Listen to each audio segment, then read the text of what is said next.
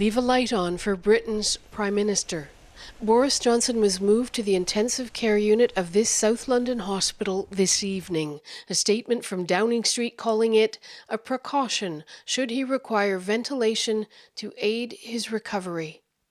Johnson was diagnosed with COVID-19 last month, delivering video messages from quarantine, calling his symptoms mild and saying he was still in charge. But symptoms persisted.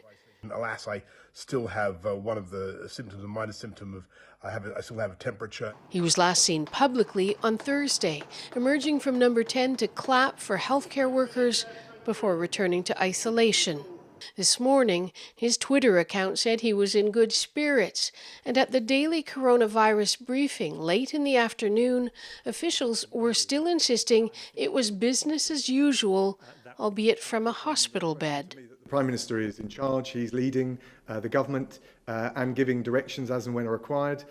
Just a few hours later, the Foreign Secretary, Dominic Raab, was again in front of the cameras, looking a little shell-shocked, saying he'd been deputised by the Prime Minister before he went into intensive care. The focus of the government will continue to be on making sure at the Prime Minister's direction, all the plans for making sure that we can defeat coronavirus and pull the country through this challenge will be taken forward.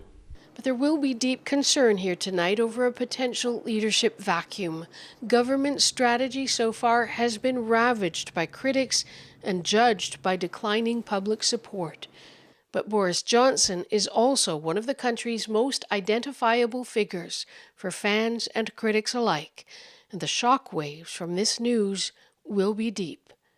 Margaret Evans, CBC News, London. Now we have Dr. Taslim Nimji joining us right now, an emergency room physician. And Dr. Nimji, what does being in an ICU mean for someone with symptoms of COVID-19? So there can be a whole host of reasons why someone would need to go to the ICU. And in general terms, really two of the most common reasons would be either for ventilatory support because someone's on a breathing machine or because someone's needing blood pressure support, for example. So medications that would help to artificially keep someone's blood pressure up because they're not able to do it themselves. So for people with COVID-19, many of the people that are being admitted to intensive care, it is because they need to be on a breathing machine because they're not able to maintain their levels of oxygen in their blood to what's required, and providing masks and things like that we might do in an emergency department just aren't enough. And so we need to move to that next step for ventilation. And typically, how long could an ICU stay be?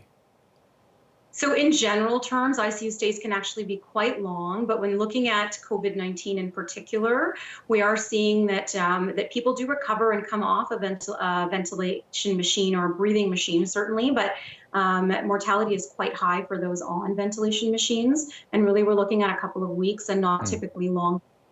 Okay. Dr. Nimji, thanks so much for your time. Sure.